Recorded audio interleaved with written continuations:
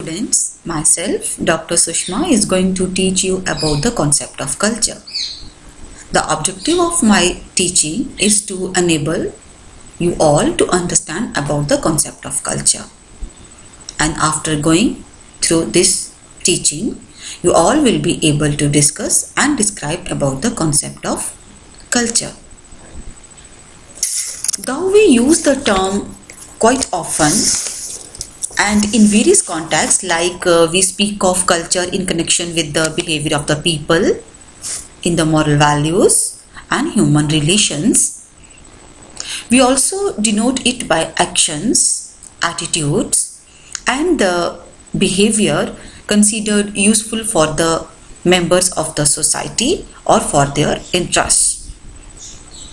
Now, to learn the derivative meaning of culture, we would like to explain it as that the term culture has been derived from the Latin word cultura, which means to cultivate. To have culture means to cultivate, to develop and to expand from the crude life into the beautiful human personality. But beautiful, what do you think it means?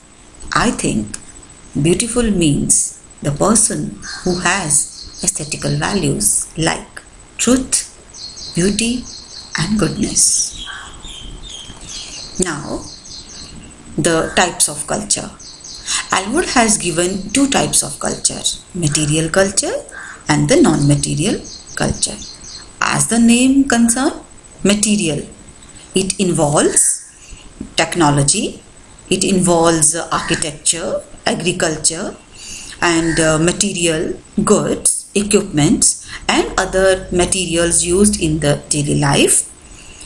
The second one, that is the non-material culture. It includes beliefs, morals, ethics, traditions, customs, knowledge, etc. All is abstract in nature. Now, the elements of culture. We have the elements of culture as shown in the diagram.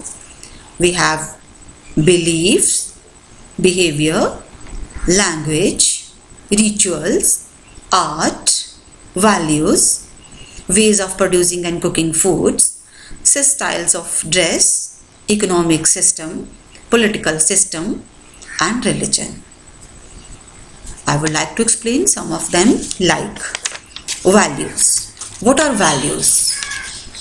Values are the beliefs which are held unconsciously and govern the behavior of the individuals in the society.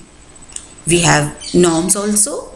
These norms are the accepted patterns of doing things in the society, or we can say that do's and don'ts in the society. These are also the elements of the culture. Then I am going to discuss with you one more element of culture, that is the folk way. What is this folk way? Folk way are the traditional behavior or the way of life of a particular community or a group of people. For example, dress, songs, their eating habits, etc. One more important element of culture that I would like to discuss with you people, that is the religion. What is religion? Religion is a particular system of faith or belief. And as we know that now a large number of culture is designated by their religions or beliefs, like Hindu culture, Muslim culture, etc. There are languages also, that is also a very major element or you can say component of the culture. And now some cultures are also designated by their language also, like Bengalis, Punjabis, etc. Now, after discussing these elements of the culture, there is also in the diagram we are showing you some dances, their dresses, their way of cooking the food, etc. All these are the elements of the culture. Now, after this, we are going to discuss with you the dimensions of culture. There are three dimensions of culture: normative culture, normative expressive system, and the system of ideas. In the normative, that is the first one dimension of the culture, in which there is a social control in the form of sanctions which make people follow generally accepted ethical and moral values. The second one is the expressive system, in which it includes music, art, dance, literature, etc., so as to express their cultural expressions. And the third one, system of ideas. It is a system of ideas which enables the members of the society to interpret the world meaningfully.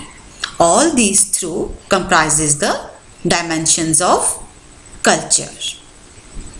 I hope you all are understanding the concept. After this, there are the characteristics of culture. The characteristics of culture involved: number one, cumulative. As the name concerned, cumulative means the continuation of the process. That is, it means culture is cumulative in nature and it exists in cumulation.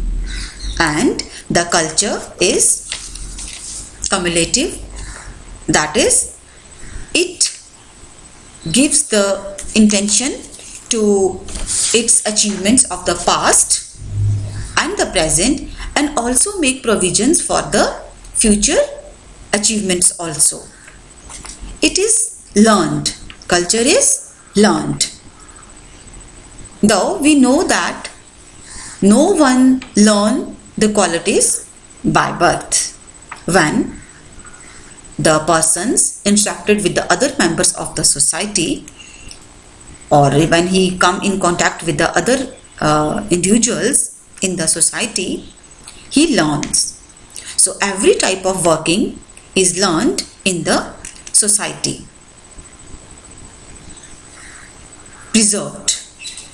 Culture is preserved, augmented by the generations and transmitted to the next generations. So we must preserve our culture. Social inheritance.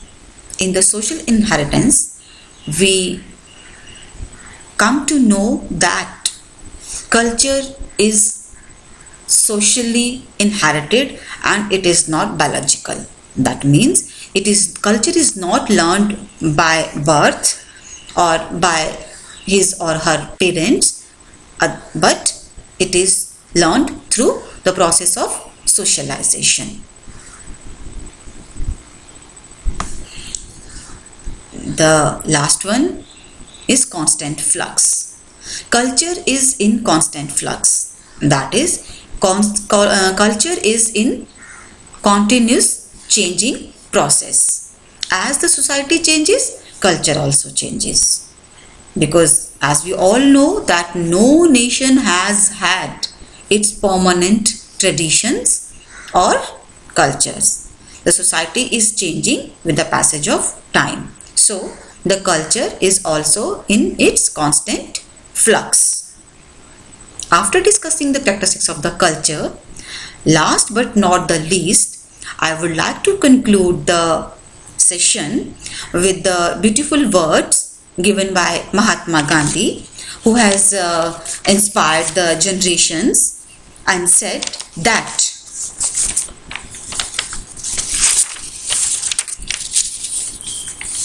I want the culture of other countries to blow through the windows of my house, but I don't want to be swept off my feet by any one of them. What does it mean? It means we must preserve our culture. With these words, I would like to thank you all for attending this session and hope that you all get familiar with the concept of the culture. Thank you very much.